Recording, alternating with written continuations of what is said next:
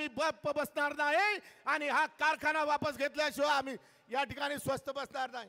मित्रो, आपल्या सर्वांना माहित आहे की आज एमएससीबीचा कारभार काय।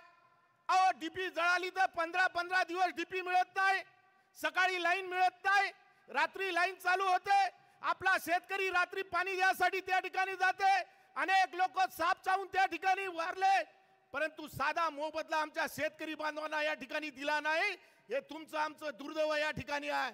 मित्रहो, या शेतकऱ्याच्या बाबतीत आता त्यांनी मार्च टू मार्च आपण जे व्याजाने पैसे सोसायटीतून पैसे घेत होतो त्याचा एक निर्णय केला की आता मार्च टू मार्च पैसे भरल्यानंतर सुद्धा 6% व्याज दर तुम्ही पहिले पैसे भरा असा निर्णय त्यांनी केला होता। मागच्या वेळी या निर्णयाच्या विरोधात आम्ही आवाज उठवला आणि हे 6% पैसे आम्ही भरणार नाही। ज्या पद्धतीने गेल्या अनेक वर्षापासून काँग्रेसच्या सरकारने असो की कोणत्याही सरकारने असो जे बगर व्याजी आम्हाला पैसे मिळत होते त्याचप्रमाणे बगर व्याजी पैसे मिळाले पाहिजे, त्याच्या बाबतीत उद्धव साहेबांना आम्ही सांगितलं आणि आवाज उठवला, तेव्हा कुठं ते 6% पैशाचा दर त्या ठिकाणी रद्द करण्याचा निर्णय या शासनाने केलेला आहे। मित्रो, आपल्या सर्वांना माहित आहे की या ठिकाणच्या ज्या पद्धतीने हे काम चालू आहे, 6 सप्टेंबर 2023 चा एक GR काढला।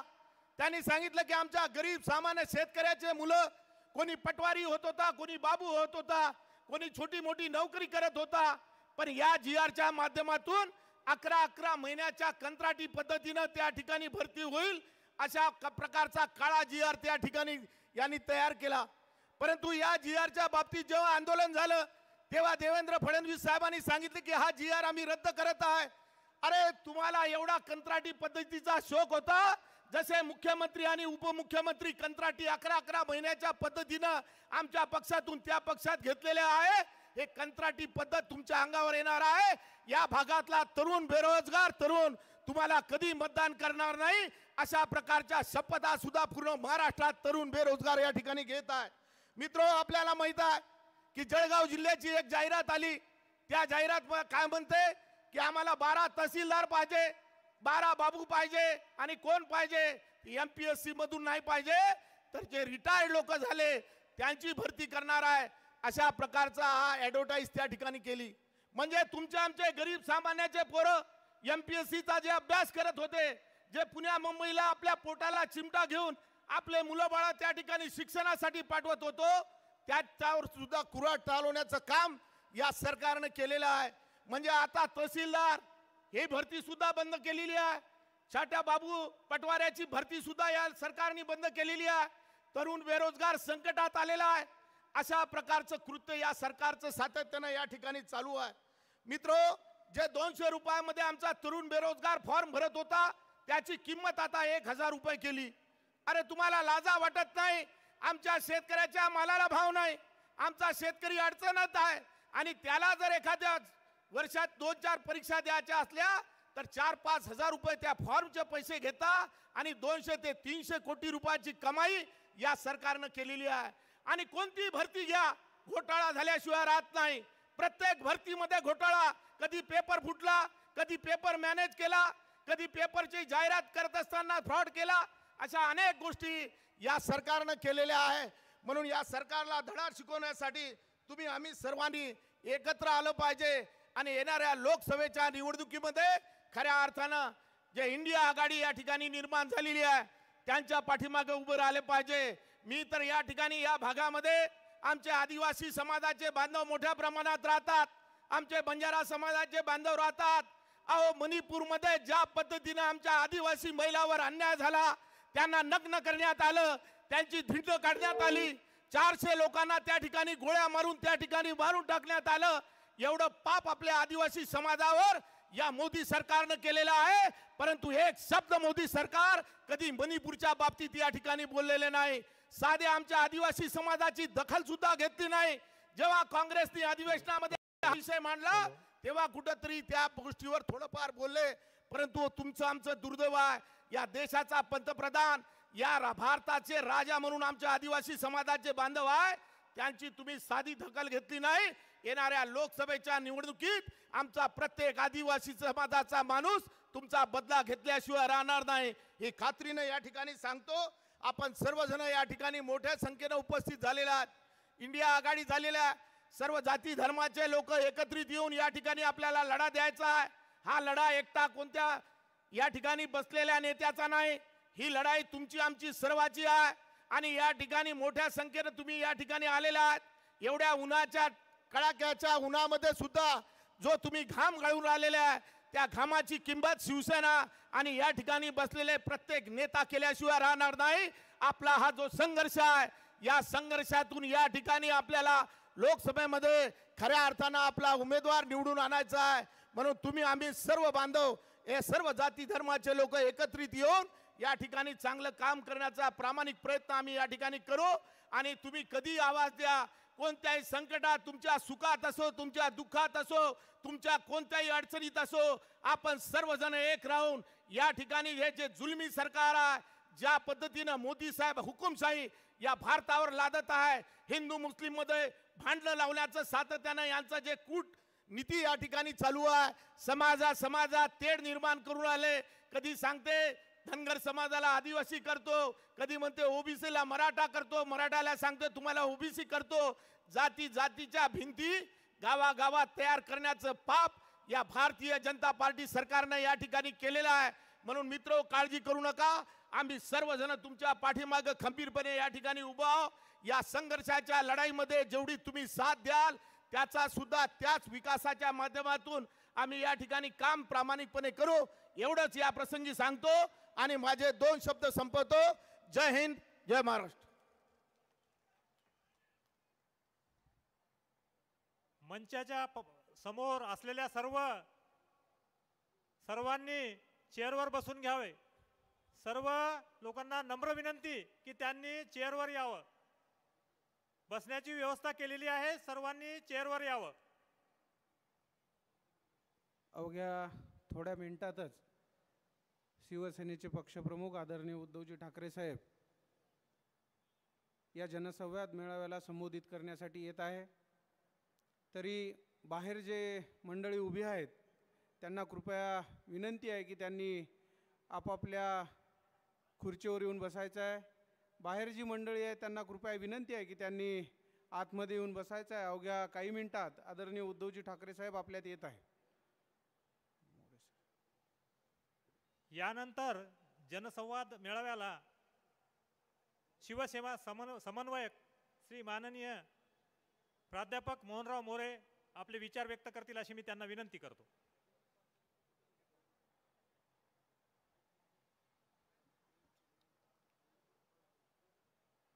कुलस्वामिनी आई तुळजा भवानी,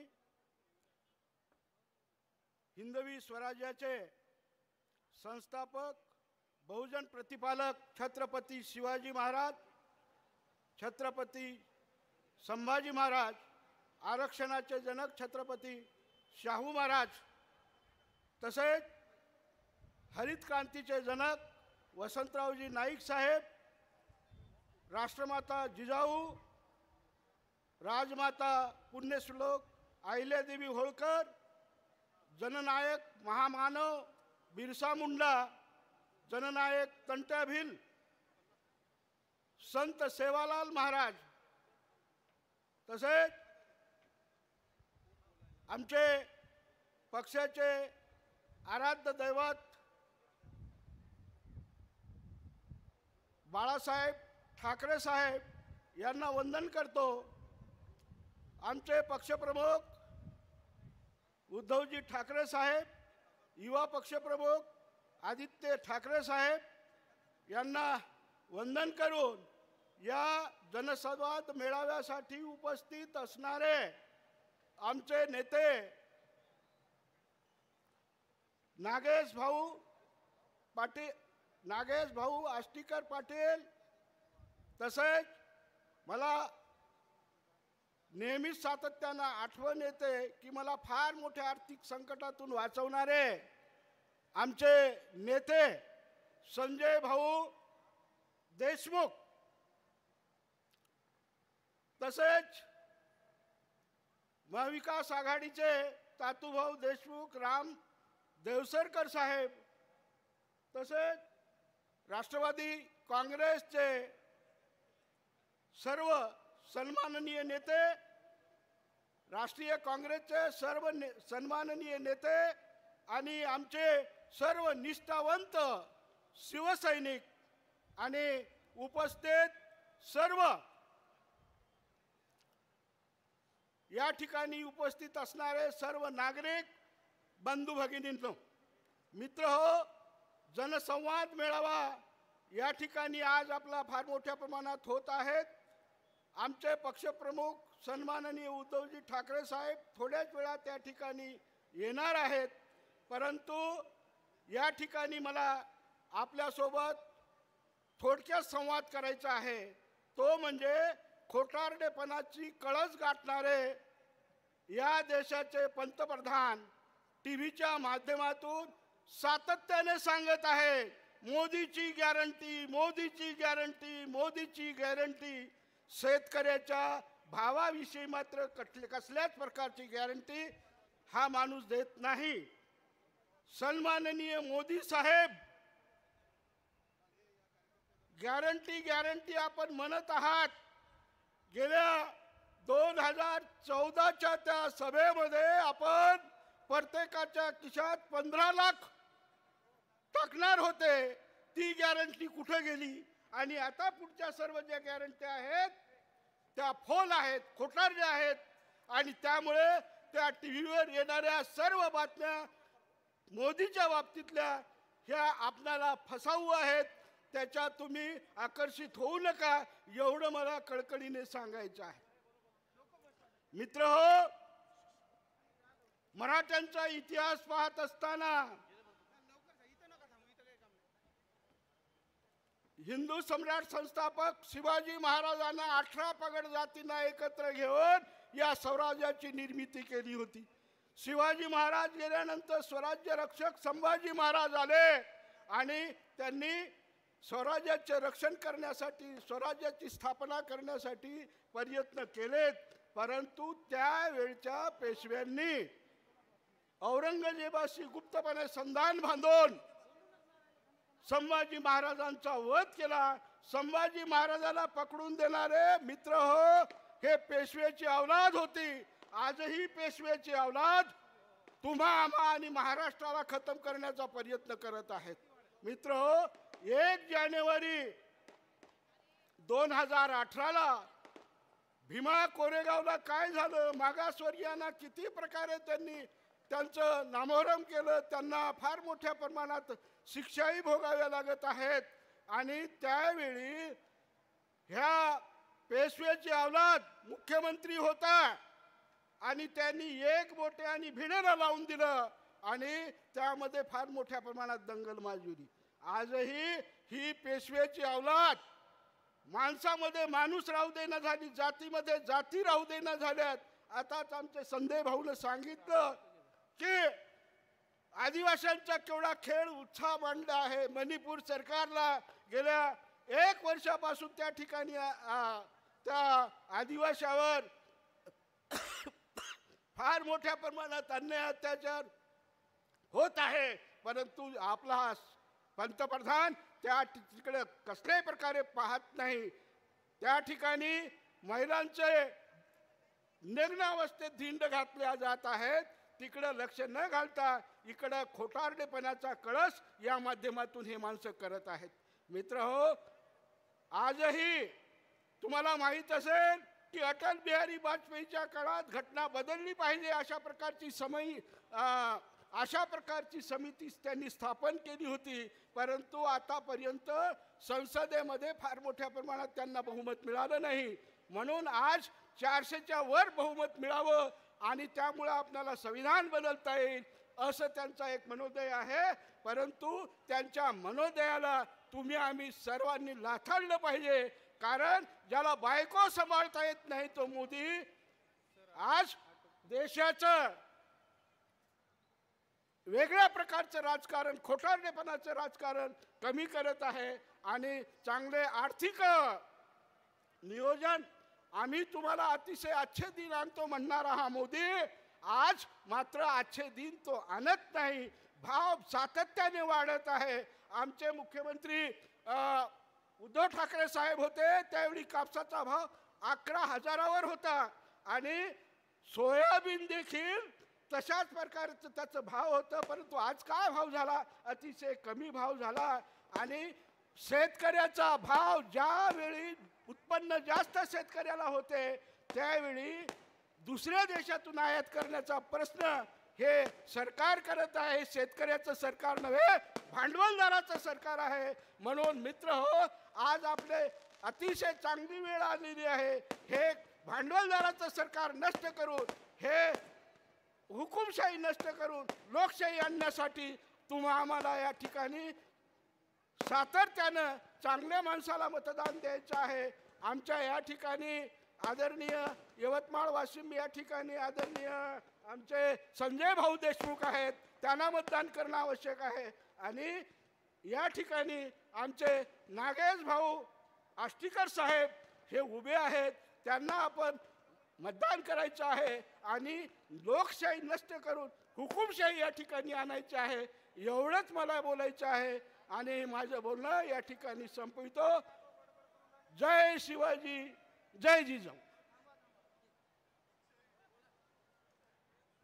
यानंतर किनवट माहूर मतदारसंघाचे विधानसभेचे प्रमुख आदरणीय ज्योतिबादादा खराटे यांना विनंती करतो की या सभेला संबोधित करायचं.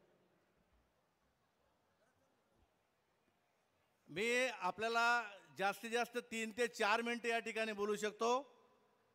पक्षाचे प्रमुख माननीय उद्धवसाहेब ठाकरे आणि मुलुक मैदानी तोफ संजय राऊत साहेब, त्याचप्रमाणे विरोधी पक्षनेते दानवे साहेब, ही सर्व मंडळी पैनगंगेच्या समोर या ठिकाणी आलेली आहे. मी अवघ्या 2 ते 3 मिनिटं आपल्याला बोलणार आहोत. तत्पूर्वी मी आपल्या सर्वांना एक नम्र विनंती करतो की आपण जे आजूबाजूला थांबलेले आहेत त्या सर्वांना मी हात जोडून आपल्याला सर्वांना विनंती करतो की आपल्यासाठी या ठिकाणी व्यवस्था केली आहे, आपण सर्वांनी या ठिकाणी येऊन बसावं.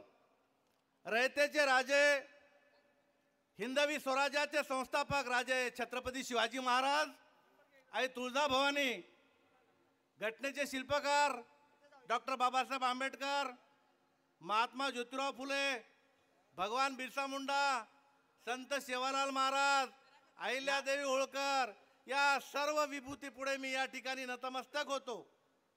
पक्षाचे प्रमुख आदरणीय बाळासाहेबजी ठाकरे यांच्या समोर नतमस्तक होतो.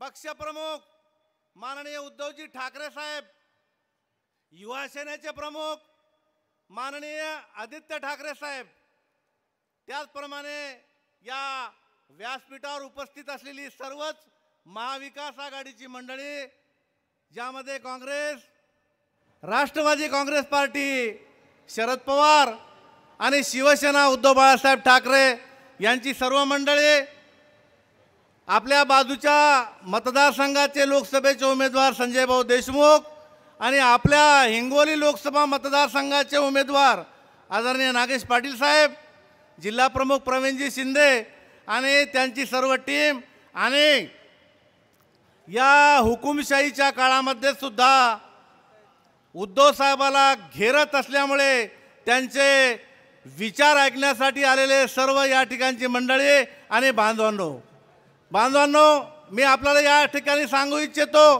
की आम्हाला या ठिकाणी उद्या लोकसभेच्या निवडणुकीला या ठिकाणी समोर जायचं आहे. आपण मंडळी या ठिकाणी ऐकण्यासाठी आलेली आहे.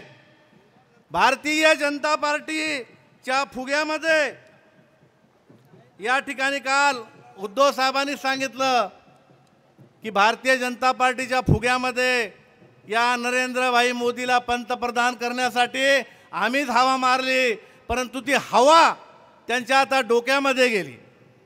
बांधवांनो, अनेकांना प्रश्न पडते की भारतीय जनता पार्टी आणि शिवसेनेची ही अभेद्य युती होती, युती का तुटली? उद्धव साहेबांनी हा निर्णय का घेतला? कोणी कोणी प्रश्न विचारतात, किंवा कोणी कोणी म्हणते नाही साहेबांनी असं करायलाच पाहिजे नव्हतं.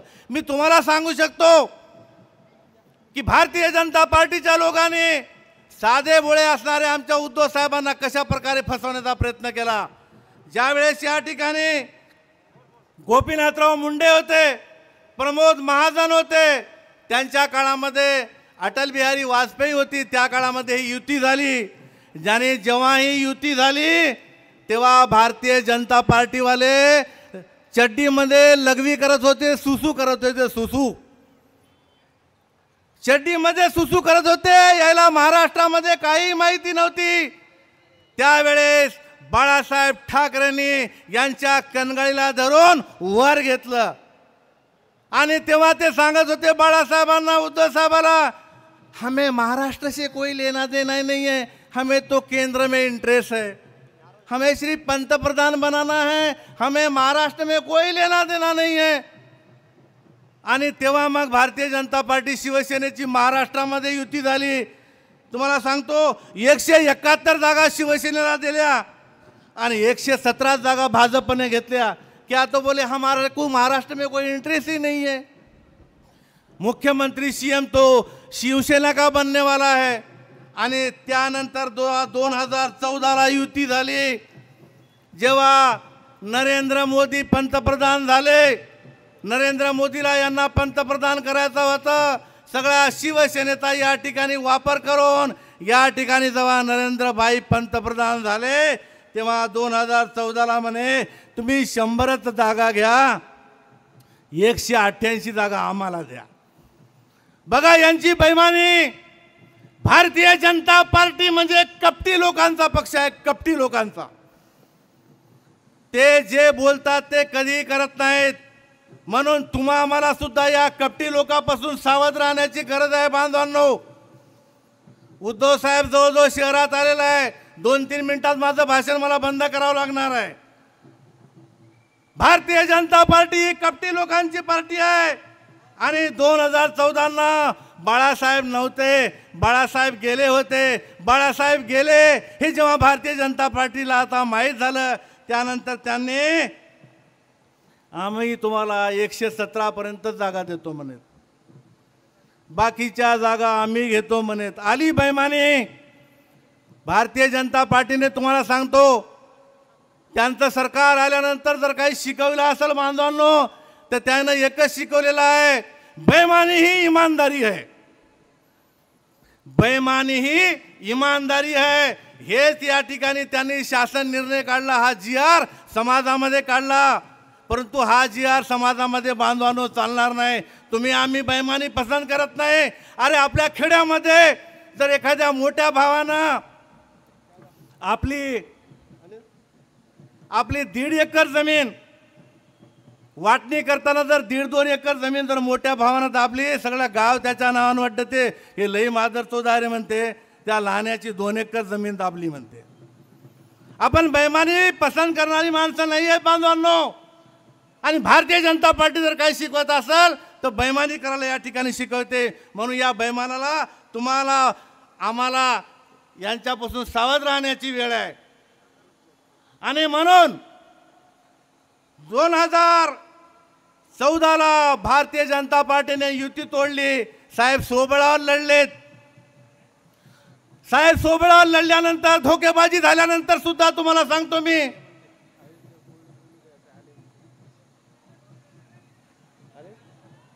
साहेब आलेले आहेत. केव्हाही साहेब या ठिकाणी 1-2 मिनिटांमध्ये येऊ शकतात. आमच्या अयोध्याताई पोळ यांना सुद्धा बोलायचं आहे. अयोध्याताई या आपण समोर. भारतीय जनता पार्टी ही बेईमानाची पार्टी आहे. या बेईमानाच्या पार्टीपासून आपण सावध राहावं. मी पुढील प्रचारामध्ये आणखीन राहिलेलं या ठिकाणी आपल्या सर्वांना बोलेल. साहेब या ठिकाणी आलेले असल्यामुळे मी आपल्या सर्वांना महाविकास आघाडीच्या पाठीमागे खंबीर राहण्याचं या ठिकाणी आव्हान या ठिकाणी करतो. उद्याच्या निवडणुकीमध्ये मशाल या निशाणीसमोर या ठिकाणी प्रचंड बहुमतानं आपण निवडून देण्यासाठी करा अशी विनंती करतो. अयोध्याताईला सांगतो की आपण अयोध्याताई साहेबच या ठिकाणी आलेले आहेत. माननीय उद्धव साहेब ठाकरे तुम आगे बढ़ो. उद्धव साहेब ठाकरे तुम आगे बढ़ो. आदित्य साहेब ठाकरे तुम आगे बढ़ो. संजय राउत साहेब तुम आगे बढ़ो. दानवे साहेब तुम आगे बढ़ो. नागेश पाटील साहेब तुम आगे बढ़ो. मी आदरणीय उद्धवजी ठाकरे साहेबांना विनंती करतो की त्यांनी छत्रपती शिवाजी महाराजांच्या पुतळ्याला माल्यार्पण करावं. सोबतच शिवसेनेचे नेते खासदार संजय राऊत साहेब, सोबतच आदरणीय दानवे साहेब, संपर्क प्रमुख सन्माननीय बबनरावजी थोरात साहेब, मिलिंदजी नार्वेकर साहेब यांना विनंती करतो की त्यांनी प्रतिमेला माल्यार्पण करावं. आपल्या पाठीमागे उभे टाकलेल्या माणसाला हात जोडून विनंती करतो, आपण मधात येऊन बसा, मधात येऊन बसा. आपल्या सर्वांना विनंती आहे की कृपया आतमध्ये यायचं आहे.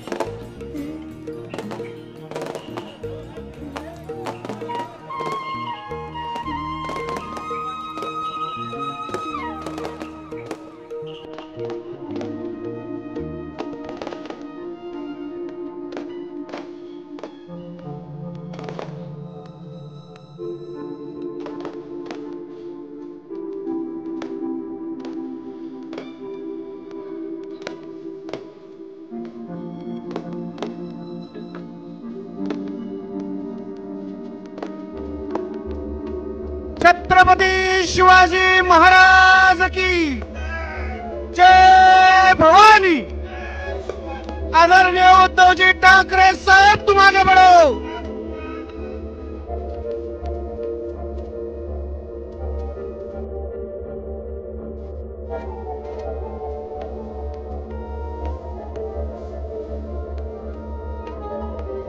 यानंतर मी आदरणीय शिवसेनेचे नांदेडचे जिल्हा प्रमुख माजी आमदार नागेश पाटील आष्टीकर यांना विनंती करतो की त्यांनी या जनसंवाद मेळाव्याची सुरुवात करावी. आदरणीय नागेश दादा आष्टीकर. एवढं कशाला कराल तुम्ही? कशाला दाबायला तुम्ही मला? मी विचारून आलेला आहोत तिथं, विचार बोलून द्या तुम्ही. मी सांगा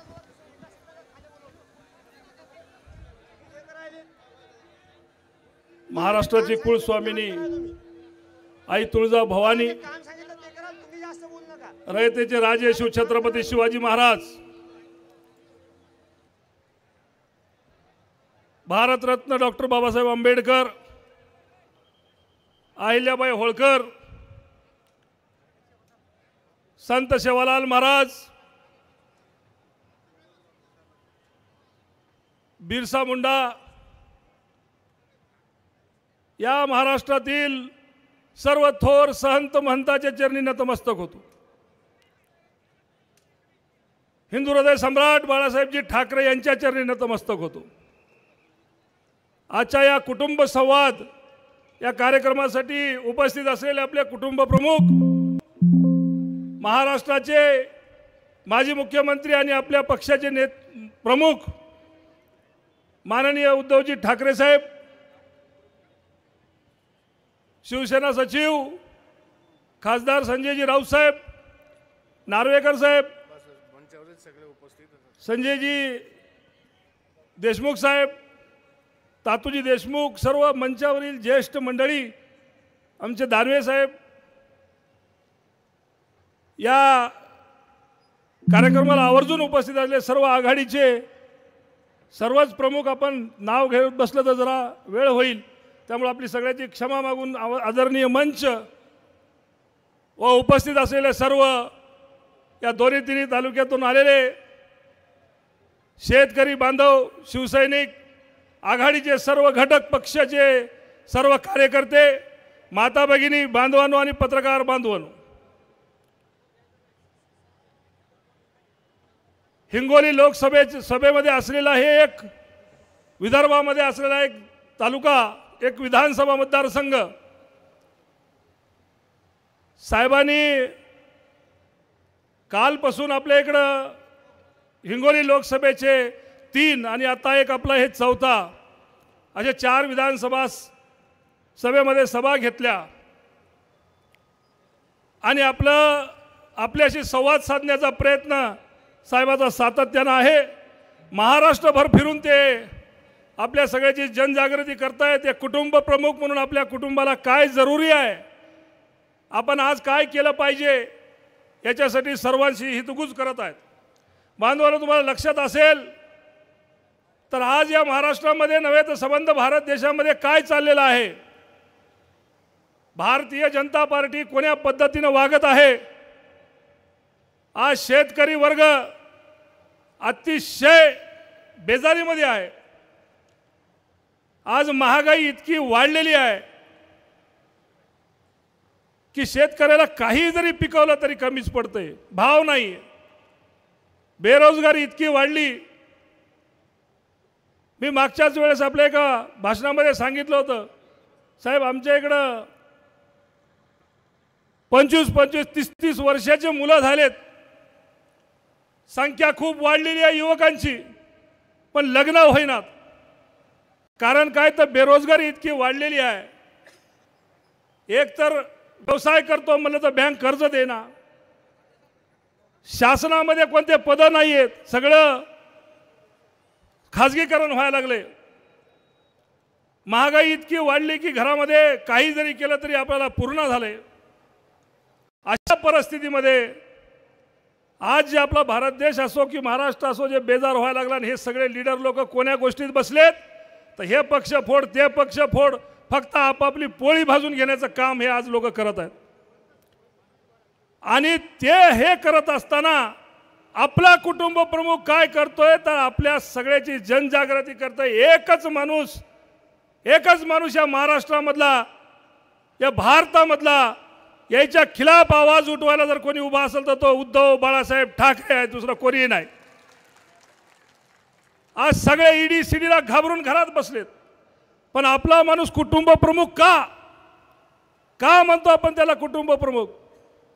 तर आपण पाहिलं असेल कोविडच्या काळामध्ये एक कुटुंब प्रमुख म्हणून त्यांनी जी भूमिका निभावली, आपल्या या महाराष्ट्रातल्या राहणाऱ्या प्रत्येक माणसाला आपल्या कुटुंबातला माणूस समजून जे सुविधा उपलब्ध करून दिल्या, जे आरोग्याच्या सुविधा उपलब्ध करून दिल्या, दैनंदिनी सगळी एकदम चांगल्या प्रकारे चालवली, शेतकऱ्याची कर्जमाफी केली। आपल्याला आठवत असेल तर बघा, साहेबाच्या काळात 2 लाख रुपये सरसगट, याचा आणि त्याचा नॉर्म्स नव्हता, सरसगट होता का नाही? मग आता आपल्याला आर्थिक बळ देणारा माणूस आहे, आपल्या आरोग्याची विचारपूस करणारा माणूस आहे, आपल्याला जो आपला वाटतो, कुटुंबातला प्रमुख वाटतो, चांगल्या गोष्टी समजावून सांगणारा जर माणूस असेल तर त्याला आपण कुटुंब प्रमुख म्हणतो। म्हणून आपला कुटुंब प्रमुख म्हणतो आपण त्यांना, की जे प्रत्येक गोष्टीची काळजी घेणारा माणूस आपल्यापाशी उभा आहे। आणि दुसरीकडे जर पाहायला गेलं तर बघा, आज हे स्वार्थी लोक थोड्याशा पैशासाठी, थोड्याशा सत्तेसाठी ज्यानं सगळं दिलं त्याला सोडून घेऊन चाललेत, निष्ठा बिष्ठा काही राहिलेली नाही। मग मला सांगा, हे लोक जर उद्या तुम्ही आपण निवडून जरी दिले तरी हे आपले होणार राहतं का? मग काय आपण काय यायचे खिसे भरण्यासाठी यायला मतदान करायचं आहे का? किंवा यायला अशी गद्दारी करायसाठीच यायला निवडून द्यायचं आहे का? या सर्व गोष्टीचा विचार बांधवांनो आता आपण केला पाहिजे। त्यामुळं आपल्याला सगळ्याला विनंती करतो की आपण सर्वांनी एकजुटीने, आज आपल्याकडे साहेब आलेत, हिंगोली लोकसभा मतदारसंघामध्ये आपण शिवसेनेला उद्धव बाळासाहेब ठाकरे यांनी जे माणूस देतील त्याला निवडून देणार आहोत का नाही? जरा जोरात सांगा ना बांधवानो। आघाडीतला जे कोणी असेल, साहेब आम्ही 1-2 जण इच्छुक आहोत, 2-3 जण आहोत इच्छुक इथं बसलेले, पण आपण ज्याला पण टिळा लावशाल त्याच्यासोबत आम्ही सर्व बांधव आम्ही तुमच्यासोबत आहोत। या हिंगोली लोकसभा मतदारसंघामध्ये प्रचंड मताने आपली ही जागा निवडून येईल, त्याबद्दल कुठली शंका बाळगू नका साहेब। आपल्याला ही जागा कोणत्याही परिस्थितीमध्ये निवडून येणार म्हणजे येणार, एवढंच आपल्या इथं सांगतो। फार वेळ नाही आहे, खूप उशीर झाला आहे, त्यामुळं पुन्हा काहीतरी बोलू, पण आज साहेबाला आश्वासन देणं गरजेचं आहे की आपण ही जागा इथून लढवू देऊन निवडून आणू, एवढंच आपल्याला इथं सांगतो आणि थांबतो। जय हिंद, जय महाराष्ट्र। इकडे उन्हात उभे असलेल्या व्यासपीठाच्या उजव्या बाजूला जे उन्हात उभे आहेत त्यांना विनंती आहे की कृपया त्यांनी सावलीत बसून घ्यायचं आहे। व्यासपीठाच्या उजव्या बाजूला जे उभे आहेत त्यांनी कृपया सावलीत या। यानंतर महाराष्ट्र राज्याचे विधान परिषदेचे विरोधी पक्षनेते सन्माननीय अंबादासजी दानवे साहेब।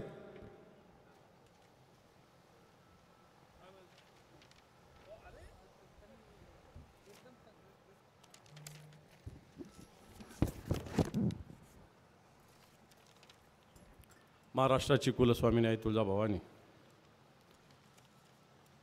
सह्याद्रीचा जाणता राजा छत्रपती शिवराय, हिंदू हृदय सम्राट शिवसेना प्रमुख श्रीमान बाळासाहेब ठाकरे यांना मानवंदना। आजच्या या उमरखेडच्या जनसंवाद मेळ्यासाठी मार्गदर्शन करण्यासाठी उपस्थित असलेले शिवसेनेचे पक्षप्रमुख माननीय उद्धवजी ठाकरे साहेब, व्यासपीठावर उपस्थित शिवसेनेचे नेते माननीय संजयजी राऊत साहेब, संपर्क प्रमुख बबनरावजी थोरात साहेब, नागेश पाटील आष्टीकर, माजी मंत्री संजूभाऊ देशमुख, डॉक्टर जयप्रकाशजी मुंदडा, आदरणीय सुनील महाराज, संपर्क प्रमुख राजेंद्रजी गायकवाड साहेब, प्रवीण शिंदे, गोपू पाटील, सुभाषराव वानखेडे, सर्व व्यासपीठावरील माता भगिनी, पदाधिकारी, समोर उपस्थित माता भगिनी आणि बांधवांनो, खरं तर यवतमाळला मागच्याच आठवड्यात दौरा 4-5 दिवसापूर्वी वाशिम आणि यवतमाळचा दौरा झाला आणि या दौऱ्यामध्ये फिरत असताना यवतमाळ असो, हिंगोली असो, नांदेड असो की पलीकडे बुलढाणा असो, या सगळ्या ठिकाणी उद्धवजी ठाकरे साहेबांचे मेळावे होत असताना उन्हातान्हात सुद्धा प्रचंड संख्येने लोक या सगळ्या जनसंवाद मेळाव्यास उपस्थित राहत आहेत। खरं तर ऊन म्हणतं मी अशा प्रकारची स्थिती आहे, पण या कडक उन्हामध्ये सुद्धा आपण आज माननीय उद्धवजी ठाकरे साहेबांच्या प्रेमापोटी मोठ्या संख्येने इथं उपस्थित आहात। मला वाटतं ही उपस्थितीच येणाऱ्या काळात कित्येक आपल्या इथले काही लोक गद्दारी केली असतील, पण तो पुन्हा एकदा भगवा डौलाने दिल्लीवर नेण्याचा संकल्प निश्चित या भागातून झालेला आहे। ठीक आहे, कित्येक येतात जातात, गद्दारी झालेली आहे। शिवसेनेला काय या महाराष्ट्राला गद्दारी नवीन नाही आहे।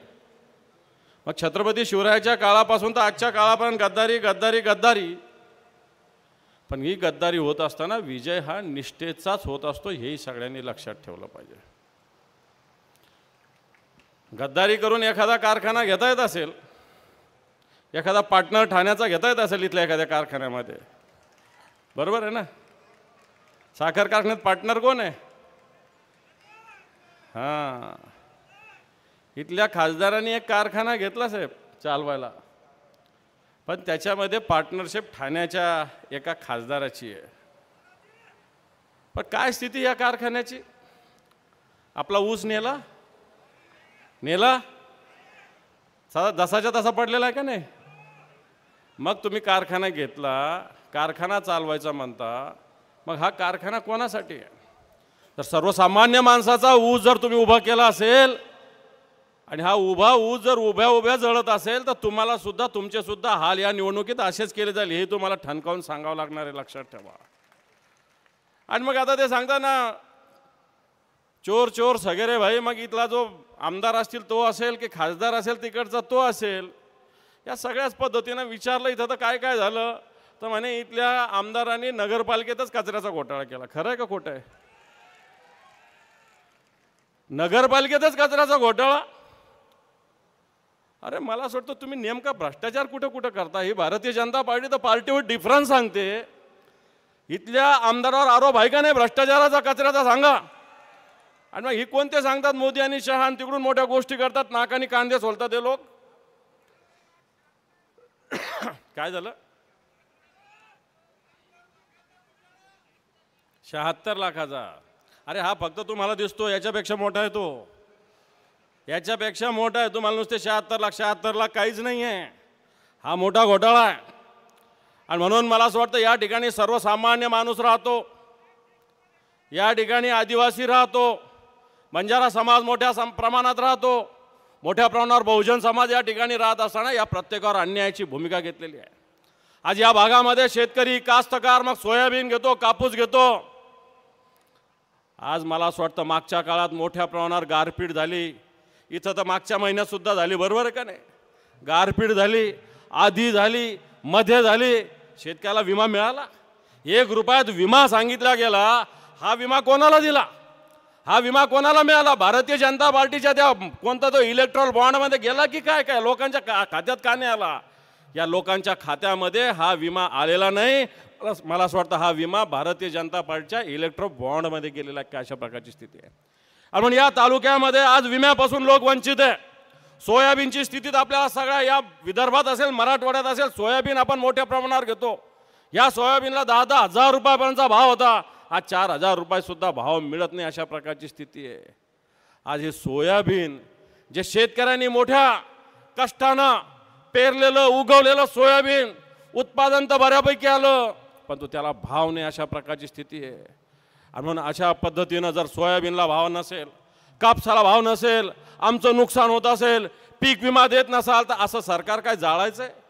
या सरकारचे मुख्यमंत्री इकडे नांदेडला येऊन बोलले होते की हा महाराष्ट्र आत्महत्या मुक्त करू. पण लाज वाटली पाहिजे आपल्याला सगळ्यांनाच, या महाराष्ट्रातील सत्ताधाऱ्यांना, की या यवतमाळमध्ये सगळ्यात जास्त देशातल्या आत्महत्या या यवतमाळ एकट्या जिल्ह्यात झालेल्या आहे. सगळ्यात जास्त आत्महत्या. आणि म्हणून सगळ्यात जास्त यवतमाळ सारख्या ठिकाणी आत्महत्या होते. आणि म्हणून अशा पद्धतीने आत्महत्या होत असेल तर मला असं वाटतं आत्महत्या करायला भाग पाडणार हे सरकार आहे. कारण या सरकार या बळीराजाला न्याय देत नाही, या शेतकऱ्याच्या शेतमालाला भाव देत नाही. दिल्लीत संसदेतून भाषणं केली जातात, घोषणा केल्या जातात, स्वामीनाथन आयोगाच्या उत्पादन खर्च दुप्पट करून सांगितलं जातं, पण तो दुप्पट तर करण्याची धमक आमच्या मनगटात या शेतकऱ्याच्या, पण त्याला भाव मिळत नाही. अशा प्रकारची स्थिती आहे. म्हणून शेतकऱ्याची परिस्थिती असताना आपल्याला माहिती आहे या राज्यामध्ये 2019 मध्ये उद्धवजी ठाकरे साहेब मुख्यमंत्री झाले होते. उद्धवजी ठाकरे साहेब आपण म्हणतो मुंबईचे, पण या महाराष्ट्राचा जाणता राजा म्हणून उद्धवजी ठाकरे साहेब आहे. आल्या आल्या पहिला निर्णय घेतला होता 2 लाख रुपयाच्या कर्जमाफीचा. घेतला होता का नाही? मिळाले होते का नाही आपल्याला? फक्त एक अंगठा थंब, एक अंगठा त्याला द्यावा लागला होता. 2 लाखाची कर्जमाफी भेटली होती. आणि आज कर्जमाफी मागा, आज लाईट बिल माफ करायला जा, मोठे बिल येतात, सरकार रोज आदेश काढतं, कर्जमाफी होणार नाही सांगतं, एकीकडे कर्जच देत नाही. कर्ज जर एखाद्या कर्ज मिळालं उगवलं तर त्याला भाव मिळत नाही, कर्ज फेडायचं कुठून? अशा प्रकारची स्थिती शेतकऱ्यासमोर निर्माण झाली आहे. आणि म्हणून बांधवांनो, खऱ्या अर्थानं शेतकऱ्याला न्याय देणारं सरकार उद्धवजींच्या काळात होतं. पण आता जे सरकार आले शेतकऱ्याच्या विरोधात आहे. शेतकऱ्याच्या वेदना या सरकारला ऐकू जात नाही. बहिर सरकार आहे. शेतकऱ्याच्या आत्महत्या या सरकारला दिसत नाही. आंधळ सरकार आहे. शेतकऱ्याच्या प्रश्नावर हे सरकार बोलत नाही. हे मूर्ख सरकार आहे. आणि मला वाटतं असं हे मूर्ख सरकार, बहिर सरकार, आंधळ सरकार या महाराष्ट्रात असेल तर पुन्हा एकदा उद्धवजींच्या नेतृत्वाखाली या महाराष्ट्रात परिवर्तन आपल्याला करावं लागेल. सगळ्यात आधी परिवर्तन आपल्याला दिल्लीत करावं लागेल, नंतर मुंबईत तर परिवर्तन ठरलेलंच आहे. या लोकांना घरी तर जावंच लागणार आहे, लक्षात ठेवा. आणि म्हणून बांधवांनो, आज तिकडे हिंगोली जो खासदार निवडून आला होता ज्याचा काही संबंध नव्हता इकडं, फक्त शिवसेना नावावर, उद्धवजींच्या नेतृत्वावर, शिवसेना प्रमुखाच्या विचारावर निवडून आलेला खासदार होता. पण यांनी सुद्धा गद्दारी केली. गद्दारी करून स्वतःचे पोट भरण्याचं काम केलं, स्वतःचे खाते भरण्याचं काम केलं, स्वतःची प्रॉपर्टी वाढवण्याचं काम केलं, परंतु या भागातील जनतेला न्याय देण्याचं काम केलं नाही. खासदार असेल, आमदार असेल, आमदार सुद्धा भ्रष्टाचारात बरबडलेला. मी इथं सहज फोन केला, छत्रपती शिवाजी महाराजाचा पुतळा येऊन 2 वर्ष 3 वर्ष झाले साहेब इथं, पण साधा पुतळा लागणार नाही. चूक आहे का बरोबर आहे? छत्रपती शिवाजी महाराजाचा पुतळा या उमरखेडमध्ये येऊन पडला, नगरपालिकेमध्ये 2 वर्ष झालं, पण हे छत्रपती शिवरायाचं नाव सांगतात, पण छत्रपती शिवरायाचा पुतळा सुद्धा हे सरकार, इथली नगरपालिका, इथल्या आमदारांनी उभा केला नाही बांधवांनो. आणि म्हणून मी आपल्याला आवाहन करेल की उद्धवजी ठाकरे साहेब उन्हातान्हात या महाराष्ट्रात फिरतात, सर्वसामान्य शेतकऱ्याच्या हितासाठी, सर्वसामान्य जनतेला न्याय देण्यासाठी. आणि म्हणून येणाऱ्या काळामध्ये हे बोल घेवढे लोक बसलेले. आज परवाच्या दिवशी मोठी सभा मुंबईला झाली. ही मुंबईला झाली असताना मला असं वाटतं ज्या ठिकाणी राहुल गांधी यांनी भाषण केलं, या देशामध्ये मागच्या आठवड्यामध्ये एक मोठा स्फोट झाला, इलेक्ट्रो बॉन्ड नावाचा स्फोट झाला. या स्फोटामध्ये साहेब आपण काल कळमनुरीला भाषण करत असताना सांगितलं की एक कंपनी आहे, ही कंपनी मेगा इंजिनिअरिंग नावाची कंपनी, आपण तिथं आरोप केला होता मेट्रो आणि रस्त्यामध्ये मोठ्या प्रमाणावर काम या महाराष्ट्रात या कंपनीला दिलं गेलेलं आहे. पण साहेब कालच रात्री माहिती आली, इथं मराठवाड्यामध्ये जवळपास कृषी योजनेसाठी 3000 एकर जमीन या कंपनीला दिली, 3000 एकर. पूर्ण एका कंपनीला दिली गेली आहे, म्हणजे चंदा लो और धंदा लो अशा प्रकारे चंदा दो और धंदा लो या कंपन्या भ्रष्टाचारानं बरबटलेल्या कंपन्या पाळण्याचं काम राज्याचं आणि केंद्राचं सरकार करतं. मला हा भ्रष्टाचार सुद्धा आपल्याला निपटावं लागेल. हे महाराष्ट्राचं सरकार हे टक्केवारीत गुंतलेलं आहे. मंत्रालयात जा तुम्ही, इथं बरेच लोक जाणकार बसलेले, टक्केवारीशिवाय कोणतंही काम होत नाही. गुंडागर्दी या महाराष्ट्रात वाढलेली आहे. या महाराष्ट्रात दिवसा ढवळ्या भ्रष्टाचारा आणि बंदुकीच्या गोळ्या निघतात. भ्रष्टाचार होता. तुमच्या जिल्ह्याचा पालकमंत्री यांनी त्यावेळेस साहेबांनी मला वाटतं सेवालाल महाराजाच्या ट्रस्टच्या नावाने नवी मुंबईला जागा दिली, यांनी स्वतःच्याच नावावर करून घेतली. संजय राठोड जे पालकमंत्री स्वतःच्याच नावावर जमीन करून घेतली. या सर्वसामान्य समाज जो आहे वाडी तांड्यावर राहतो, मुंबईत येतो, याची मुलं काहीतरी तुरळक मुलं मुंबईला शिकायला जातात, त्याच्यासाठी जागा दिली होती, यांनी स्वतःच्या ट्रस्टच्या नावावर केली. आणि म्हणून मला असं वाटतं अशा प्रकारचं नेतृत्व आपल्याला झेड करावं लागेल.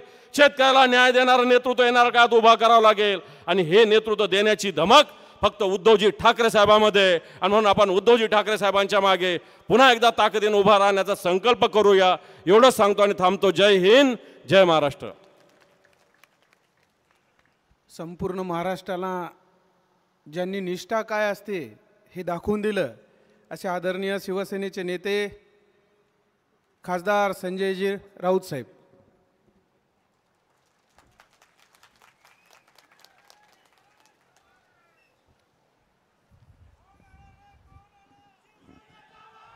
शिवसेनेचे आदरणीय पक्षप्रमुख उद्धवजी ठाकरे, मंचावरील व्यासपीठावरील सर्व शिवसेनेचे मान्यवर नेते पदाधिकारी आणि या तळपत्या उन्हात उपस्थित असलेले सर्व शिवसैनिक, शिवसेनाप्रेमी बंधू भगिनींनो, वरून सूर्य आग ओकतोय, तळपतोय, घामाच्या धारा वाहतायत, आणि तरीही आपण इतक्या मोठ्या संख्येनं शिवसेना पक्षप्रमुख उद्धव ठाकरे यांचे विचार ऐकण्यासाठी जमलेला आहात. महाराष्ट्रामध्ये माननीय उद्धव ठाकरे यांनी जे एक वादळ निर्माण केलं आहे, जो झंझावात निर्माण केला आहे, जे एक संघर्ष यात्रा निर्माण केलेली आहे, आपण त्या संघर्षातले महत्त्वाचे घटक आहात. उद्धव साहेब जी लढाई लढतायत ती महाराष्ट्रासाठी, शेतकऱ्यांसाठी आणि कष्टकऱ्यांसाठी आहे. हा महाराष्ट्र शेतकऱ्यांच्या आणि कष्टकऱ्यांच्या रक्तातून आणि घामातून निर्माण झालेला आहे. आणि आज तो शेतकरी आणि कष्टकरी संकटात असताना आपल्यासाठी उद्धव ठाकरे महाराष्ट्राच्या कानाकोपऱ्यामध्ये फिरताना आपण पाहत आहात. मगाशी आपल्या राज्याचे विरोधी पक्षनेते अंबादासजी दानवे यांनी शेतकऱ्यांच्या संकटाबाबत एक लेखाजोखा मांडला. कधी काळी आपण या देशामध्ये अभिमानानं जय जवान जय किसान ही घोषणा देत होतो, तेव्हा आमची छाती अभिमानानं फुलून येत होती की या देशाचं रक्षण करण्याची, हा देश वाढवण्याची, हा देश घडवण्याची जबाबदारी या देशातल्या शेतकऱ्यांवर आहे, सीमेवर लढणाऱ्या जवानांवर आहे. पण आज दुर्दैवानं गेल्या 10 वर्षात या देशामध्ये नरेंद्र मोदीचं सरकार आल्यापासून आणि महाराष्ट्रात फडणवीसांचं सरकार आल्यापासून जवान आणि किसान यांचे हाल कुत्राही खायला तयार नाही. 2014 साली नरेंद्र मोदी यांनी एक घोषणा केली होती. ती घोषणा अशी होती की मी सत्तेवर आलो, मला तुम्ही सत्ता दिली तर शेतकऱ्यांचं उत्पन्न मी डबल करीन, शेतकऱ्यांचं उत्पन्न मी दुप्पट करीन. झालं उत्पन्न दुप्पट?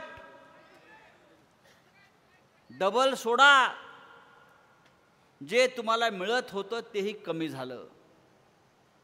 अच्छे दिन, अच्छे दिन, अच्छे दिन. मी म्हणतो बाबा आम्हाला आता अच्छे दिन नको आहेत. 2014च्या आधी जे आमचे दिवस होते चांगले ते आम्हाला परत द्या. तुमचे अच्छे दिन आम्हाला नको आहेत. 2014च्या आधीचे आम्हाला अच्छे दिवस द्या, आम्ही सुखानं जगू. 2014 नंतर आपण शेतकऱ्यांना लुटलाय, देशाला लुटलाय, महाराष्ट्राला लुटलाय. 2 कोटी रोजगार देणार होते, 100 जणांना सुद्धा या मराठवाड्यात रोजगार मिळालेला नाही. मग रोजगार कोणाला मिळाला? तर मुठभर 10-5 लोकांना, अमित शहाच्या मुलाला, त्या जय शहाला. आणि कोणाला मिळाला रोजगार? एकनाथ शिंदेला, अजितदादा पवारला. तुम्हाला मिळाला रोजगार? कोणाला मिळाला? पैसा कोणाला मिळाला? 40 गद्दार आमदारांना. त्यांना 50-50 कोटी रुपये, 50-50 खोके द्यायला तुमच्याकडे पैसे आहेत. आणि शेतकऱ्यांच्या मालाला हमी भाव द्यायला तुमच्याकडे पैसे नाही. खासदार 100 कोटीला विकत घेतात शिवसेनेचे, आणि शेतकऱ्याच्या मालाला, उसाला, कापसाला, सोयाबीनला भाव द्यायला तुमच्याकडे पैसे नाहीत. ही महाराष्ट्राची अवस्था आहे. गृहिणी बसलेल्या आहेत. 2014 साली गॅसचं सिलेंडर हे 400 रुपयाला मिळत होतं. आज 1100-1200 रुपये हे तुम्हाला सिलेंडरला द्यावे लागतात. हे 2014चा मी आकडा सांगतोय. 400 रुपये, आता 1100-1200 रुपये. हे तुमचे अच्छे दिन आम्हाला नको आहेत. आम्हाला 2014चे 400 रुपये सिलेंडर देणारे अच्छे दिन हवे आहेत. या महाराष्ट्रामध्ये एक दळभद्री घटना, बाह्य सरकार सत्तेवर बसलेलं आहे. सुप्रीम कोर्टानं त्या सरकारच्या कमरेत लाद घातलेली आहे, चालतेवा सांगितलेला आहे, गेट आउट सांगितलेलं आहे. तरी नरेंद्र मोदी, अमित शहा यांनी हे सरकार महाराष्ट्राच्या उरावर बसवलेलं आहे, आमच्या छाताडावर बसवलेलं आहे. हे बेईमानांचं सरकार, हे गद्दारांचं सरकार, हे आपल्याला घालवून देण्यासाठी माननीय उद्धव ठाकरे हे पायाला भिंगरी लावून फिरत आहेत. आणि मला खात्री आहे या हिंगोलीचा खासदार गद्दार झाला. त्या खासदाराला घरी बसवताना आपण एक विचार केला पाहिजे की शिवसेना नसती, शिवसेना ही 4 अक्षर आपल्या पाठीशी नसती तर हे कोणी आमदार खासदार होऊ शकले असते का? हे मंत्री झाले असते का? पण आपण त्यांना केलं, शिवसेनेने केलं. आणि 50 खोक्यासाठी, 100 खोक्यासाठी पळून गेले, गद्दारी केली. छत्रपती शिवाजी महाराजांच्या भूमीला त्यांनी कलंक लावला, बेईमानीचा कलंक लावला. हे आपल्याला विसरता येणार नाही. आपल्याला महाराष्ट्रामध्ये पुन्हा एकदा आपलं राज्य आणायचं आहे, शिवशाहीचं राज्य आणायचं आहे. आणि आपण ज्यांचा उल्लेख माजी मुख्यमंत्री नाही, मुख्यमंत्री नाहीच, उद्धव ठाकरे कधीच माजी होऊ शकत नाहीत. ते सदैव आपल्या या राज्याचे 11 कोटी जनतेचे, महाराष्ट्राचे कुटुंब प्रमुख आहेत आणि राहतील. पुन्हा एकदा आपल्याला या राज्याची सूत्र त्यांच्याकडे द्यायची आहेत. आणि जे प्रश्न शेतकऱ्यांचे आहेत, कर्जमाफीपासून आपल्या मुलाबाळांचे प्रश्न, आपल्या कुटुंबाचे प्रश्न, आपल्या कुटुंबाची प्रथा असते, कर्ता पुरुष असतो, कुटुंब प्रमुख असतो आणि त्याचा आपण ऐकतो, कारण तो आपली काळजी घेतो. मुख्यमंत्री पदाच्या काळामध्ये उद्धव साहेबांनी आपल्या कुटुंबाची काळजी घेतली, आपल्या घरातले प्राण वाचवले, आपल्या मुलाबाळांचं रक्षण केलं. संपूर्ण देशामध्ये असे प्रेतांचे खच पडत होते, स्मशानात जागा नव्हती. त्या योगी आदित्यनाथच्या राज्यात गंगेमध्ये हजारो प्रेत करोना काळात अशी बेवारसपणे फेकली जात होती. त्या काळामध्ये माननीय उद्धव ठाकरे मुख्यमंत्री पदावरून राज्यातल्या प्रत्येक कुटुंबाची काळजी घेत होते, म्हणून ते आपले कुटुंब प्रमुख झाले आणि राहतील. आणि अशा कुटुंब प्रमुखाच्या मागे आपल्याला ठामपणे उभं राहायचं आहे. आणि हा भगवा झेंडाच्या भगव्या झेंड्याखाली आपण बसलेला आहात.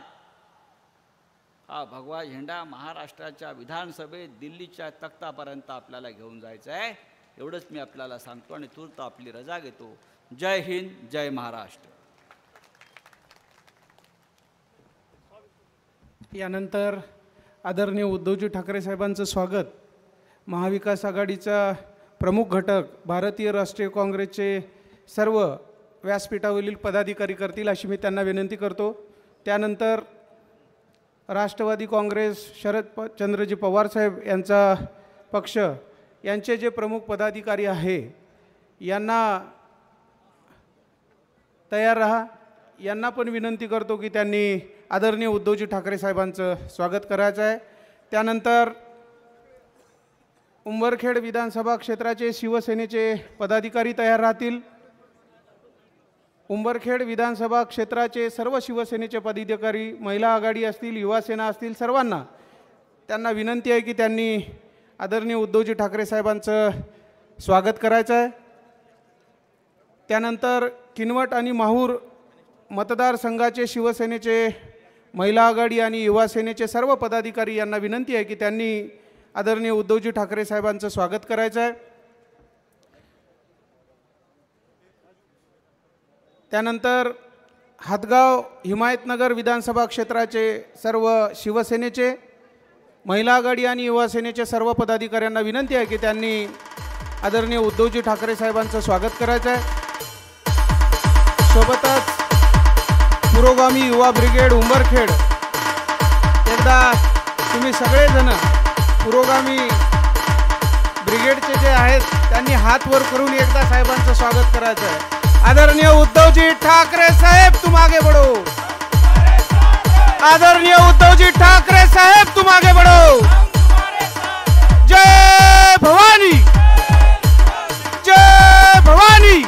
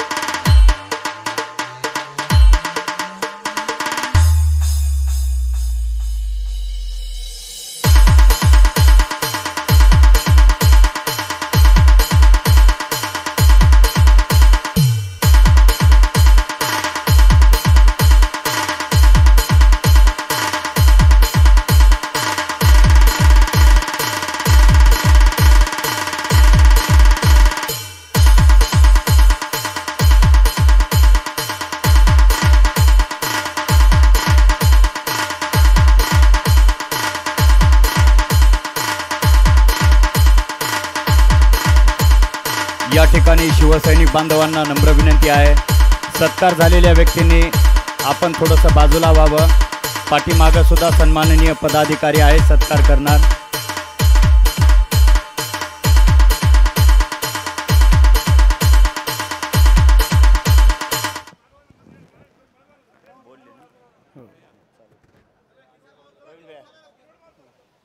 ज्यांनी स्वागत केलेलं आहे त्यांना कृपया विनंती आहे की त्यांनी आपापल्या जागेवर बसायचं आहे. कृपया स्थानबद्ध व्हा.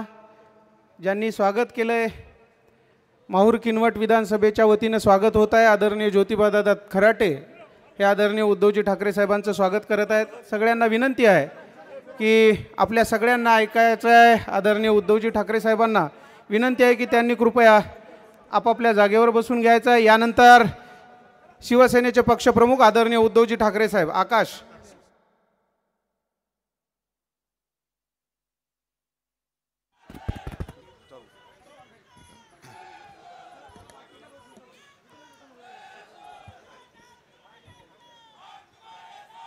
जमलेल्या माझ्या तमाम हिंदू बांधवांनो, भगिनींनो आणि मातांनो,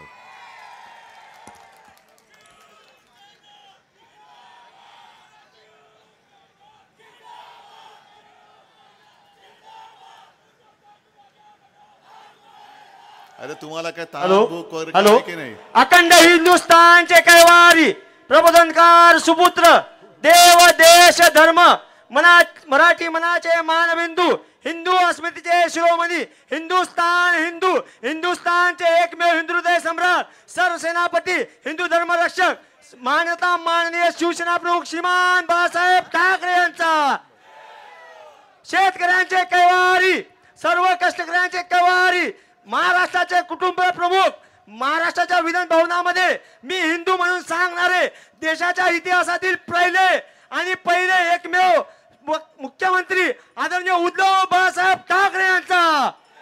बरं ठीक आहे, आता थांबा जरा थोडं बोलतो, नाहीतर घोषणेच्या ऐवजी भाषणच व्हायचं. नाही, तुमचं प्रेम अफाट आहे आणि खरंच मी भाग्यवान आहे. आज माझ्याकडे त्यांनी पक्ष फोडलाय, पक्ष चोरलाय, धनुष्यबाण आपली निशाणी चोरले, तरी देखील जातोय तिथे गर्दीच गर्दी उसळते. आणि हे बघितल्यानंतर त्यांच्या पोटात आणखीन दुखतंय. पोटात दुखलं की आणखीन गर्दी वाढते, मग आणखीन पोटात दुखतं, आणखीन गर्दी वाढते. मी तुम्हाला सगळ्यांना धन्यवाद देतो. इथे माझं स्वागत झालं, शिवसेनेने तर केलंच, पण खास करून काँग्रेस आहे, राष्ट्रवादी आहे, सर्व आपल्या मित्रपक्षांनी अगदी दिलदारपणाने स्वागत केलं. आणि इथे सुद्धा त्यांचे कार्यकर्ते इकडे आलेत. शिवसेनेच्या वतीने मी एकच सांगेन की नवीन समीकरण झाल्यानंतर आपली पहिली निवडणूक आहे. हे समीकरण का करावं लागलं, कसं झालं, हा इतिहास तुम्हाला कल्पना आहे. पण हे नवीन समीकरण आपण सरकार तर चालवून दाखवलं. 2.5 वर्ष अगदी तुम्ही सांगायचं उत्तम होतं का कसं होतं, पण चालवलं. मग त्याच्यामध्ये शेतकऱ्यांची कर्जमुक्ती असेल, 10 रुपयामध्ये शिवभोजन असेल, आपत्ती काळातली मदत असेल, काही असेल, आणि करोनाचं संकट. त्याही काळामध्ये देशामध्ये जे सर्वे होत होते त्या सर्वेमध्ये देशातला सर्वोत्तम मुख्यमंत्री म्हणून नाव माझं येत होतं, पण काम तुमचं होतं. तुमच्या सहकार्यामुळेच ते होऊ शकत होतं. त्याच्यामुळे आपण प्रशासन चांगलं करू शकतो हे महाविकास आघाडीने दाखवलेलं आहे. आता निवडणूक कशी विरोधकांची डिपॉझिट जप्त करून जिंकून दाखवू शकतो त्याची पहिली निवडणूक आहे. लोकसभा निवडणुका आता तोंडावरती आलेल्या आहेत आणि याच क्षणाची आपण सगळे वाट पाहत होतो. तसं पाहिलं तर गद्दारी होऊन आता जवळपास 2-1 वर्ष झाले. मी 2 वर्षात आलेलो नव्हतो, कारण म्हटलं 2 वर्ष जाऊ द्या, आपल्यापेक्षा कर्तबगार असतील हे गद्दार तर दाखवतील दुनियेला. दाखवा ना तुमची कर्तबगारी. जे माझ्यावरती आरोप करत होते की यांनी उद्धव ठाकरेंनी घरी बसून राहिले, अरे मी घरी बसून राहिलो तरी एवढी लोक माझ्यासाठी काय येतात? आणि तुम्ही आज जे दारूदारी फिरताय, नुसतं सरकार आपल्या दारी, तसं नाहीये. हे मेंढे तिकडे भाजपच्या दारी. कटोरा घेऊन जात आहेत रोज. काय करायचं मग ते सांगतील. उठ म्हटलं का उठायचं, बस म्हटलं का बसायचं. आणि तसा करणाऱ्यातलं मी नाही, तसा करणाऱ्यातलं मी नव्हतो. त्यानं इकडे कठपुतळीचा खेळ पाहिजे. सूत्र ती दिल्लीमध्ये आहेत. म्हणजे ती दोरी हलवली, पुतळीचा खेळ तुम्हाला कल्पना आहे ना, काही गावात असेल अजून. म्हणजे वरती त्याचे सूत्रधार असतात. एक बोट उडवलं की खालती जी कठपुतळी असते तिचा हात वर होतो, दुसरं केले की तंगड्यावर होतात, आता तिसरं केले की खाली डोकं वर पाय होणार आहे यांचं. तर आपण तसे काही नव्हतं, यांच्या हातातलं बावलं नव्हतं. आणि म्हणूनच आपल्यातल्याच काही लोकांना गद्दारी करून मग ते 50 खोके ती घोषणा विसरू नका. कारण तिथून सुरुवात झाली. नाहीतर आपण काय दिलं नव्हतं यांना. इथल्या सुद्धा खासदाराला कोण होता तो, काय केलं त्याला, कशी त्याची भरभराट झाली. हळदीचा प्रक्रिया प्रकल्प सुद्धा हा मुख्यमंत्री म्हणून मी मंजूर केला होता. हे काही वेळेला थोडंसं गर्व वाटतो, पण सांगावं लागतं, कारण ते नाही सांगणार. प्रकल्प दिला आणि हळद लावून तिकडेच त्या बोहल्यावर चढले. सगळं काही दिलंय ना. खासदारकी दिली, आमदारकी दिली, अगदी मेंदेला सुद्धा सगळ्यात महत्वाचं खातं दिलं होतं. काही जणांची भूक अशी असते ना, ज्याला भस्म्या रोग म्हणतात, की किती खाल्लं तरी भूकच भागत नाही. आणि काही जणांची अशी असते की एवढं खातात की अजीर्ण होतं.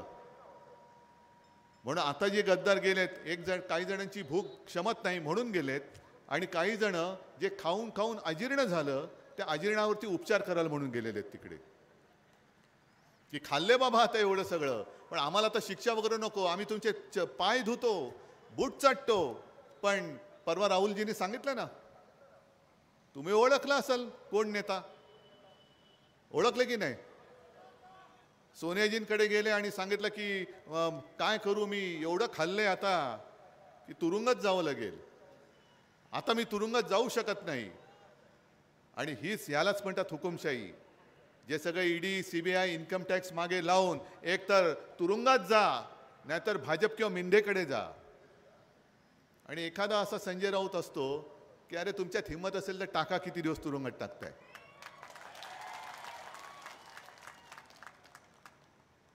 याला म्हणतात निष्ठा. आणि मला खास करून हिंगोलीकरांचं अभिनंदन करायचंय, कारण तसा नाही म्हटलं तरी इकडे काही वेळेला गद्दारी झाले, बेईमानी झाले. पण ज्यांनी बेईमानी केली त्यांच्या कपाळावरती गद्दारीचा शिक्का लागला, पण माझ्या हिंगोलीकरांनी त्यांच्या निष्ठेचा शिक्का कधी सोडला नाही. शिवसेना जो देईल तो उमेदवार तुम्ही अगदी भक्तिभावाने निवडून देत आलात. आता तेच मला पाहिजे. हे आता नवीन जे मी म्हटलं समीकरण, त्या समीकरणामध्ये कोणाकडे किती जागा, हा आमची चर्चेचा विषय आहे, तो सुटेल आज उद्यामध्ये. पण महत्त्वाचं म्हणजे आपण सगळे जे लढतो आहोत ते तुझं माझं याच्यासाठी नाही. आपल्याला देशातली हुकुमशाही गाडून टाकायची आहे, म्हणून आपण एकत्र आलेलो आहोत. आणि मग अमित शहा जे सांगतात की उद्धव ठाकरेंबरोबर असं आमचं काही ठरलंच नव्हतं, 2.5 वर्षाचं आम्ही वचन दिलंच नव्हतं. मी तर माझ्या आईवडिलांची शपथ घेतली, तुळजाभवानीची शपथ घेतली. पण आणखीन एक उदाहरण तुम्हाला सांगतो की खरं कोण आणि खोटं कोण ठरवायला. 2014 पासून जे मोदीजी सांगत होते की शेतकऱ्यांचं उत्पन्न आम्ही दुप्पट करू, केलं? अरे हो की नाही, जोरात सांगा ना. शेतकऱ्यांचं उत्पन्न दुप्पट झालं नाही. पीक विमा योजना, विम्याचे पैसे मिळत आहेत. बरं, स्त्रीधन नाही. उज्ज्वला योजना, प्रधानमंत्री आवास योजना, आणखीन काही जनधन योजना नाही. मग हे कोण बोललो होतं आणि कोणी दिलं नाही? मग खोटं कोण बोलतंय? भाजप बोलतोय का मी बोलतोय? जो माणसं, जो पक्ष माझ्या 140 कोटी, हे त्यांच्याच भाषेतला हा शब्द आहे, 140 कोटी जनतेशी अगदी दिवसा ढवळ्या खोटं बोलू शकतो, मग तोच माणूस, त्यांचाच अध्यक्ष त्यावेळेला जे होते अमित शहा, ते मला आता खोटं ठरवत आहेत. पण अमित शहाजी, तुम्हाला एकच सांगतो, तुमच्यापेक्षा ठाकरे कुटुंबियांना आणि ठाकरे घराण्याला महाराष्ट्र जास्त ओळखतो. मी तर आव्हान दिलेलं आहे की तुमच्या घराण्याचा 7 पिढ्यांचा इतिहास मांडा, अमित शहांच्या 7 पिढ्यांचा इतिहास मांडा, अगदी मोदीजींचा सुद्धा पूर्वजांचा 7 पिढ्यांचा इतिहास मांडा. आणि माझा उद्धव ठाकरेचा 7 पिढ्यांचा इतिहास मांडा. विचारा कोण कोणामध्ये जनतेमध्ये किती लोक आहेत. कुठून तरी यायचं टपकायचं. आपण सुद्धा फसलो होतो, मी सुद्धा फसलो होतो. कारण मला तेव्हाही असं वाटत होतं, जे शिवसेना प्रमुखांना वाटलं की नाही हिंदुत्ववादी काहीतरी पाहिजे, एक हिंदुत्ववादी सरकार. हिंदुत्ववादी म्हणजे दुसऱ्या धर्माचा द्वेष करणारं सरकार नाही. कारण अनेकदा शिवसेना प्रमुखांनी आपल्याला सांगितलं की शिवसेनेचं हिंदुत्व हे राष्ट्रीयत्व आहे. देवळात घंटा बडवणारा मला हिंदू नको आहे, शेंडी जानवाचं हिंदुत्व हे आमचं हिंदुत्व नाही, तर देशद्रोह्यांशी आणि अतिरेक्यांशी लढणारा मला हिंदू पाहिजे, हे आमचं हिंदुत्व आहे. आणि हिंदुत्व आहेच, ते भाजपमुळे बदनाम होत आहे. म्हणून जो एक वेगळा वर्ग, अगदी मुस्लिम सुद्धा आज शिवसेनेसोबत का येत आहेत? कारण आपण भाजपला सोडलं, आपलं जे खरं हिंदुत्व आहे ते नाही आपण सोडलं. आपलं हिंदुत्व वेगळं आहे. आणि ह्यांचं जे थापा मारणारं हिंदुत्व आहे ते हिंदुत्व हे थापेबाज असूच शकत नाही. मी येताना आता सहज गाडीमध्ये सोशल मीडिया, ते इंस्टाग्राम, यूट्यूब वगैरे आहेत ना, तुमच्याकडे पण फोन आहेत. मग त्याच्यामध्ये मोदीजींची क्लिप आले. असंच कुठल्या तरी एका घरात गेलेत, साधं विटांचं घर आहे. मग एक महिला उभी आहे तिकडे, गरीब महिला आहे. मग त्यांना मोदीजी विचारतात की आपको ये घर मिला, कैसे लगा है? बहुत अच्छा लगता है. आपको छत मिला? हाँ ये मिला, वो बरोबर आहे. मग तिला विचारा गॅस कब मिला? आता दुर्दैवाने काय झालं, त्या महिलेला ज्यांनी जे बोलायला शिकवलं होतं त्याच्यात ते उत्तर द्यायचं त्यांनी राहून गेलं.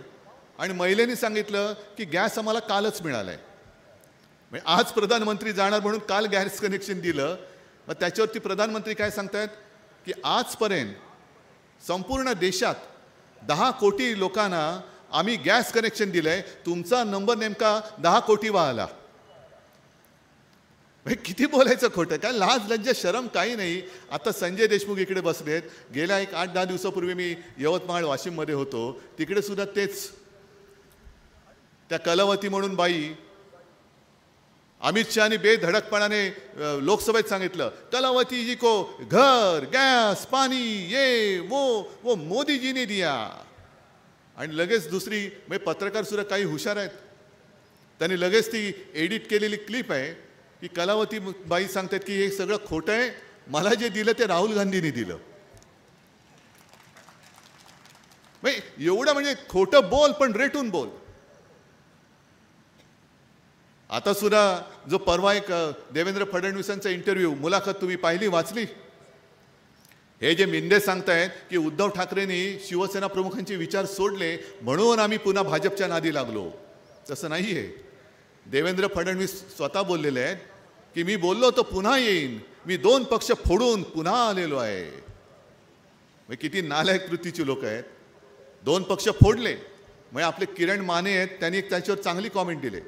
त्यांनी सांगितलं दुसऱ्याच्या संपत्तीवरती दरोडा टाकून हे सांगतायत बघा आम्ही दुसऱ्यांची घरं फोडून संपत्ती लुटून मी श्रीमंत झालेलो आहे. त्याला खरं तुरुंगात टाकायला पाहिजे. दुसऱ्याची घर फोडतोयस तू, दुसऱ्याच्या संपत्तीवरती दरोडा टाकतोयस आणि त्याची स्वतःची श्रीमंती दाखवतोय. हेच भारतीय जनता पक्षाचं धोरण आहे जे निवडणूक रोख्यांमध्ये दिसते. आता अंबादास दानवे तुम्ही जे सांगितले ती मेगा इन्फ्रास्ट्रक्चर का काहीतरी कंपनी आहे. अचानक हिचा उदय कसा झाला? असेल मोठी कंपनी, पण तिला बरोबर सरकारी कामाची टेंडर देण्याच्या तारखा आणि रोखे त्यांनी भाजपला दिल्याच्या तारखा ह्या जवळपास कशा येत आहेत? या नांदेड परिसरामध्ये सुद्धा त्यांना हजारो एकर जमीन दिल्या असं म्हणतायत. मुंबईमध्ये मुंबई महापालिकेची कामं आपलं सरकार गेल्यानंतर आणि मुंबई पालिका त्याच्यावर प्रशासन आल्यानंतर याला मेट्रोची कामं, ही कामं, ती कामं, सगळं म्हणजे अगदी उधळपट्टी चालले जणू काय मेघावरती. आहेत ना, आम्हाला सुद्धा रोखे मिळाले, निवडणूक रोखे मिळाले, जाहीर करा ना तुम्ही, आम्ही जाहीर करू. पण आम्हाला जे रोखे मिळाले त्याच्यामध्ये एक तरी असं दाखवा की आम्ही त्याच्यावरती ईडी, सीबीआय, इन्कम टॅक्स किंवा त्याला कॉन्ट्रॅक्टच्या नावाखाली कॉन्ट्रॅक्ट देण्याच्या समोर त्याच्याकडनं आम्ही रोखे घेतलेत. एक सुद्धा नाही आहे. म्हणजे तुमची ही काही जुलूम जबरदस्ती चाललेली आहे, नुसती सत्तेची हाव. संजय राऊतजी, तुम्ही करोना काळाचा जो उल्लेख केला, आपण पूर्णपणे महाराष्ट्र हा अगदी तळहाताच्या फोडाप्रमाणे सांभाळला होता. मी जे सांगत तुम्हाला होतो ते तुम्ही अगदी कुटुंबातला आपला कोणतरी सांगतोय म्हणून तुम्ही ऐकलत. सगळं काही बंद होतं पण शेतीची कामं चालू होती. आणि त्याच काळामध्ये भाजप काय करत होतं? भाजप मध्य प्रदेशमधलं काँग्रेसचं सरकार पाडत होतं. कमलनाथ मुख्यमंत्री होते. कमलनाथ यांचं सरकार पाडलं, काँग्रेसचं सरकार पाडलं, शिवराज सिंगनं तिकडे बसवलं आणि त्याच्यानंतर तिकडे त्यांनी लॉकडाऊन केला. म्हणजे किती विकृत माणसं आहेत. जनता मरते, लोकांचे प्राण जात आहेत. नाही नाही नाही नाही नाही नाही, मेले तर मरू दे, पण आमचं सरकार बसेल त्याच्यानंतर आम्ही इलाज सुरू करू. एवढं निर्दयी सरकार हे 10 वर्ष आपण बघितल्यानंतर मला तर खरं असं वाटतं की यांना लाज लज्जा शरम यांनी सोडलेली आहे. सगळं सोडून सगळा कारभार उघडा वागडा पडलेला असताना निवडणुकांमध्ये तुम्ही पैसे खाताय, कॉन्ट्रॅक्टच्या नावाखाली पैसे खाताय. आमच्या विरोधी पक्ष म्हणजे भाजपचे विरोधी या पक्षातल्या साध्या साध्या कार्यकर्त्यांवरती जुन्या केसेस काढतायत, खोट्या केसेस टाकतायत, पोलिसांकडनं सतवतायत. अगदी मुंबईमध्ये साध्या माझ्या कार्यकर्त्याच्या झोपडीत राहणाऱ्या कार्यकर्त्याच्या झोपडीमध्ये हे ईडीवाले घुसले होते. झोपडीत सगळीकडे घुसतायत. मग उद्या आमचं सरकार आल्यानंतर लक्षात ठेवा की जे तुम्ही करताय उद्या बुमरँगसारखं तुमच्यावरती उलटेल. आम्ही जर का ठरवलं निर्दयीपणाने वागायचं आणि आमचे तुमचेच जे काय आहेत घरगड्यासारखे वागणारे ह्या यंत्रणा या तुमच्यावरती आम्ही सोडल्या आणि तुमच्या घरातली लोक घुसली तर तुम्ही कुठे पळाल? कारण तुम्ही एवढं गडगंज खाल्लेलं आहात की तुम्हाला ते लपवायला सुद्धा जागा नाहीये. आजपर्यंत असं काही नाही की सत्ताधारी आणि विरोधी पक्ष आहेत ना. आता काँग्रेस आणि राष्ट्रवादी माझ्यासोबत व्यासपीठावर आहे. शिवसेना प्रमुख आणि आदरणीय पवार साहेब यांचं नातं तुम्हाला सगळ्यांना माहिती आहे. त्यांची मैत्री सुद्धा होती आणि अगदी व्यासपीठावरती राजकीय भूमिका त्यांच्या कडाक्याच्या म्हणजे जणू टोकाच्या भूमिका होत्या. एकमेकावरती टीका जरूर करायचे. पण आज देखील मला तो एक क्षण आठवतोय की 95 साली जेव्हा आपल्या युतीचं सरकार आलं, मनोहर जोशी मुख्यमंत्री होते, गोपीनाथ मुंडे हे उपमुख्यमंत्री होते आणि शिवसेना प्रमुखांसमोर ते बसले असताना मी तिकडे होतो, बसलो होतो. माझ्या समोर शिवसेना प्रमुखांनी दोघांना सांगितलं की पंत, ते मनोहर जोशींना पंत म्हणायचे, की पंत तुम्ही मुख्यमंत्री आहात, गोपीनाथ तू उपमुख्यमंत्री आहेस, गृहमंत्री आहेस. आता लक्षात ठेवा आपण सत्ताधारी आहोत. काँग्रेसची लोक, राष्ट्रवादीची लोक हे रस्त्यावरती येतील, आपल्यासमोर आपल्या विरुद्ध आंदोलन करतील, पण आंदोलन केलं तरी एक सुद्धा पोलिसाची लाठी त्यांच्यावरती उगारायची नाही. तुम्ही लाठीमार, बेछूट लाठीमार कराल, कोणाचे हातपाय मोडतील, डोके फुटतील, ते असतील काँग्रेसचे असतील, राष्ट्रवादीचे असतील, पण लक्षात ठेवा ते माझ्या महाराष्ट्राची ती मुलं आहेत, त्यांचा केस सुद्धा वाकडा होता कामा नये. याला म्हणतात एक दिलदारी आणि ह्याला म्हणतात एक राज्यकर्ता. आज सुद्धा जे काही जातीपातीमध्ये द्वेष भडकवून धर्माधर्मामध्ये आगी लावण्याचं काम चाललंय, जातीपातीमध्ये आग लावण्याचं काम चाललेलं आहे. अरे त्यांना घ्या ना सोबत, बसवा एकदा समोर. आम्ही 2.5 वर्ष जे करत होतो ह्या सगळा अगदी मराठा समाजाला सुद्धा मी सांगतोय की आम्ही तुमच्यासोबत बसत होतो, बोलत होतो, पण तुम्ही वाटेल ते करून म्हणजे त्या आंतरवाली सराटीमध्ये मी धावून गेलो होतो, पवारसाहेब गेले होते. काय संबंध होता आमचा? कोण लागतात जरांगे पाटील आमचं? आम्ही नाही विचार केला. पण न्याय हक्कासाठी कोणतरी तिकडे बसलंय, त्यांच्याशी बोलण्यापेक्षा तुम्ही सरळ तिकडे बेधडकपणाने माझ्या आया बहिणीची डोकी फोडून टाकता, वेडवाकडं मारहाण करता. मग ते जे रक्त सांडले ते रक्त कोणाचं आहे? आज जो काय तुम्ही एक कायदा आणू इच्छित आहे की परदेशातले भयभीत झालेले नागरिक माझ्या देशात आले पाहिजेत, पण माझ्या देशातले जे आहेत अगदी सरळ बोलायचं तर हे जी काय आंदोलनाला उतरलेली लोक ही काय हिंदू नाही आहेत? त्यांचं रक्त तुम्ही सांडता, त्या रक्त सांडताना तुम्हाला लाज नाही वाटत? त्यांच्यावरती वेडेवाकडे गुन्हे दाखल करता, कारण नसताना त्यांना दडपून टाकता.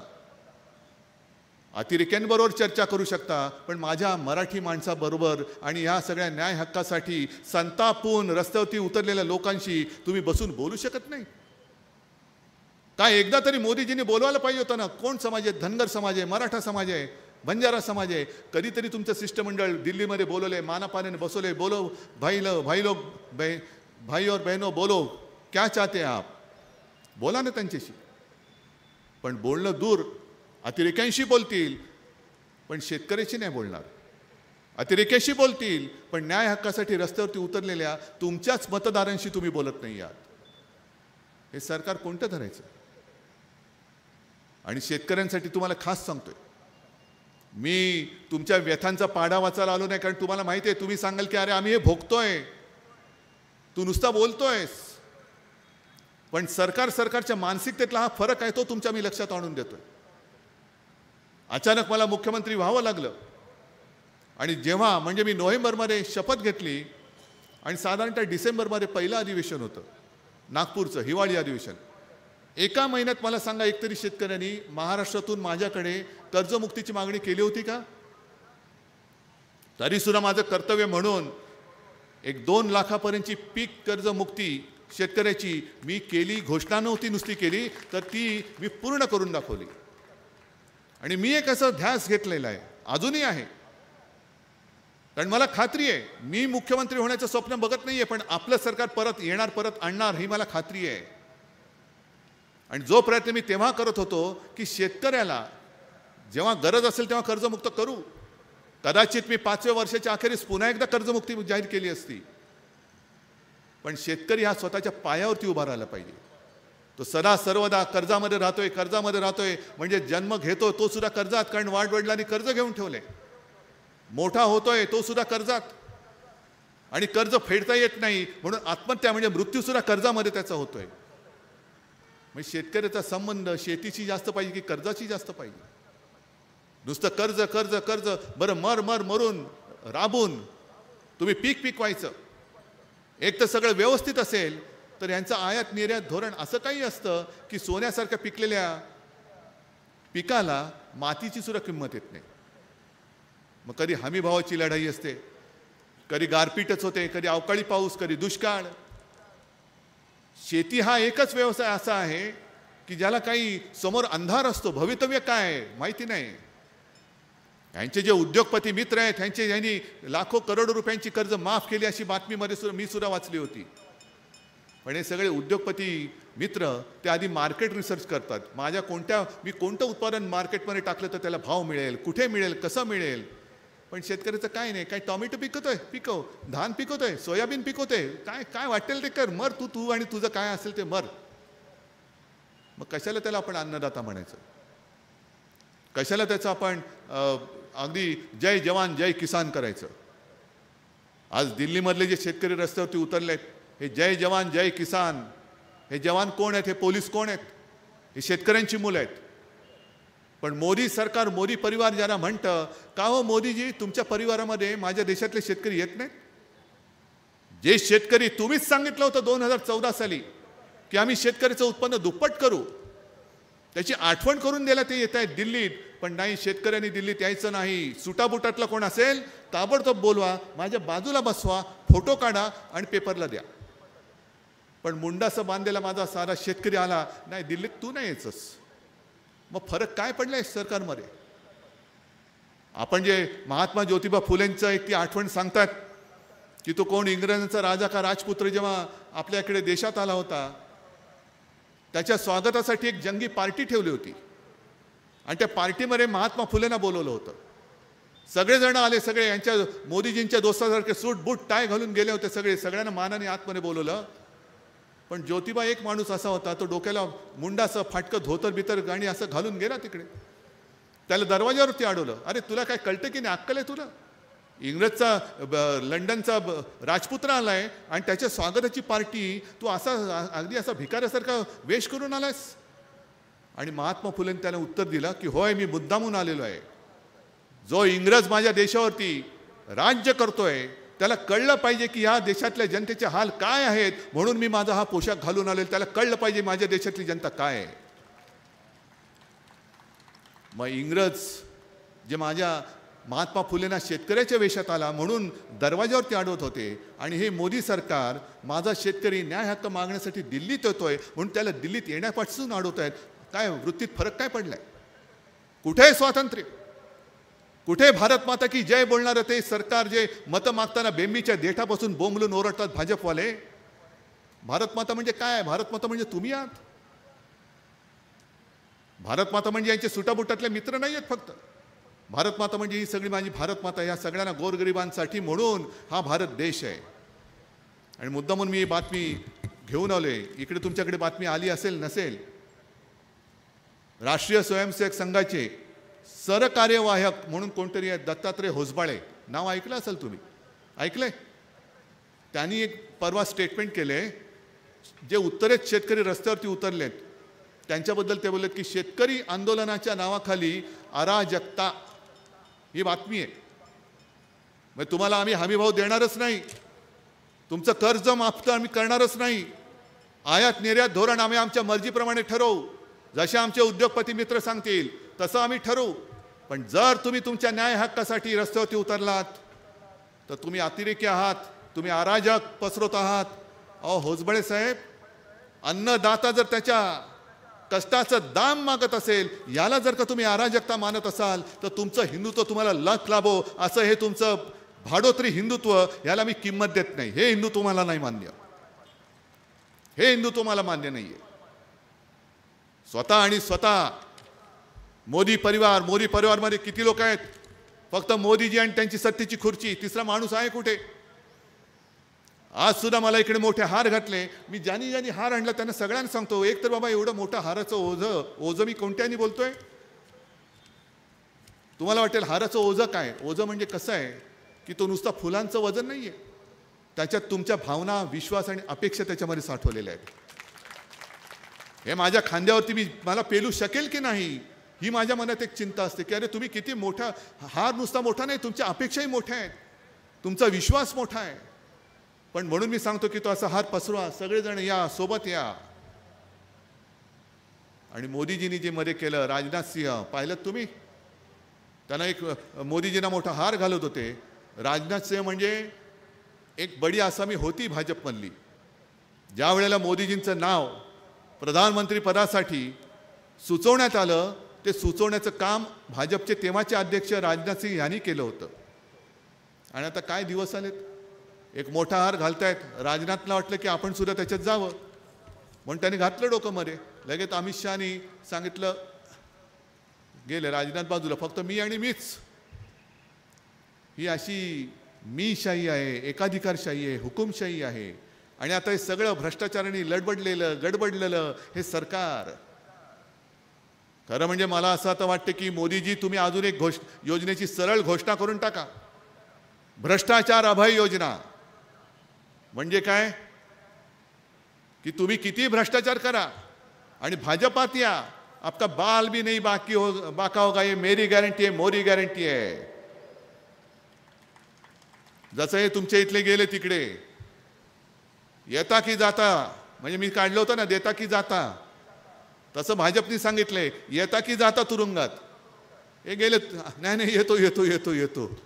असे सगळे भ्रष्टाचारी तिथं का मिळवावा, भाजपा पक्ष वाढवावा. आणि अशा या नखशिखांत भ्रष्टाचाराने बरबटलेल्या पक्षाला परत एकदा आपलं आयुष्य तुम्ही बहाल करून टाकणार आहेत. मी सरकार नाही म्हणत, मी तुमचं आयुष्य म्हणतोय. मत केवळ मोदींना नाही आहे. आणि एक लक्षात घ्या की आपल्या सगळ्यांचं भविष्य हे मोदींच्या हातात नाही, मोदींचं भविष्य आपल्या हातामध्ये आहे. मोदींचं भविष्य आपल्या हातात आहे. आणि तुम्ही विचार करा, जे पोटतिडकीने मी फिरतोय, बोलतोय, सांगतोय, हे तुम्हाला पटतंय नाही पटतंय हे तुमच्यावरती आहे. आणि म्हणून मी मध्ये म्हटलं होतं की आम्ही देशभक्त आहोत. काल काय झालं, मी ह्याला त्यांना उत्तर दिलं परवाच्या सभेत. कारण सगळी इंडिया, अगदी काश्मीरपासून कन्याकुमारीपर्यंत प्रत्येक राज्याचे प्रमुख पक्ष आणि प्रमुख नेते हे त्या व्यासपीठावरती होते आणि समोर अथांग पसरलेलं जनसागर होता. आणि मी नेहमी जी सुरुवात करतो, जमलेल्या माझ्या तमाम हिंदू बांधवांनो, भगिनींनो आणि मातांनो, हे काय सोडलेले नाही. पण मला त्यावेळेला असं वाटलं की मोदीजी म्हणत होते की इंडिया आघाडी, त्याला इंडियन मुजाहिद्दीनचं नाव त्यांनी दिलं होतं. म्हणून मी माझ्या भाषणाची सुरुवात करताना म्हटलं की जमलेल्या माझ्या तमाम देशभक्त, देशप्रेमी बांधवांनो, भगिनी आणि मातांनो, काय ह्याच्यात मी चूक केली? पण मिंदे जे तिकडे गेलेत, दाढी खाजवत बोलले लगेच, बघा म्हणे हे काँग्रेसच्या बरोबर गेले, यांची भाषाच बदलली. अहो मिंदे, तुम्ही नमो भक्त झालेला आहात, मोदी भक्त झालेला आहात. आम्ही मोदी भक्त नाही, आम्ही देशभक्त आहोत. आम्ही मोदींची पालखी वाहण्यासाठी माझ्या वडिलांनी शिवसेनेची स्थापना नाही केली, तर जनतेच्या न्याय हक्कासाठी म्हणून शिवसेनेची स्थापना केलेली आहे. तुम्ही नुसते पालखीचे भोई व्हा, पण पहिलं मोदी भक्तांना मला विचारायचं आहे की मोदी भक्तांनो, मी देशभक्तांना आवाहन केल्यानंतर तुमच्या पोटात दुखतं, तर मला विचारायचं आहे मोदी भक्तांना की मोदी भक्त हा देशभक्त आहे की नाही हे पहिलं सांगा. तुम्ही कोणाचे भक्त आहात? देशाचे भक्त आहात का मोदींचे भक्त आहात? आणि देशभक्तासमोर जर मोदी भक्त उभा राहणार असेल तर तो मोदी भक्त राजकारणामध्ये तिथल्या तिथे त्याला चिरडून टाकायला लागेल. या देशात फक्त माझ्या देशाचंच नाव चालेल, संपूर्ण जगामध्ये भारत हेच नाव आहे, इंडिया हे नाव आहे, हिंदुस्थान हे नाव आहे. आणि तुम्हाला जर का कोणाला असं वाटत असेल म्हणजे त्या भाडोत्री जनता पक्षाला की माझ्या या भारत मातेपेक्षा सुद्धा माझा नेता मोठा आहे, चालणार नाही. कोणी असेल, किती असेल, तुमचा देव असेल तर तुम्ही घरात त्याच्या पूजा करा, पण माझ्या देशासमोर कोणी असला तरी तो खुजा आहे, तो बुटका आहे. देशापेक्षा मोठा कोणी होऊ शकत नाही. आणि तीच ठरवण्याची वेळ आता आलेली आहे. आणि मला खात्री आहे आजपर्यंत परिस्थिती वेगळी होती, आणि तरी देखील तुम्ही, म्हणजे मला आठवतंय की खासदारकीच्या निवडणुका जेव्हा आपण लढवायला लागलो तेव्हा पहिल्या फळीतला खासदार निवडून देण्याचं काम हिंगोली, परभणी, संभाजीनगर ह्या 3 मतदारसंघांनी केलं होतं. आणि तेच काम याही वेळेला तुम्ही कराल अशी खात्री, विश्वास बाळगतो आणि आपली तूर्त रजा घेतो. जय हिंद, जय महाराष्ट्र.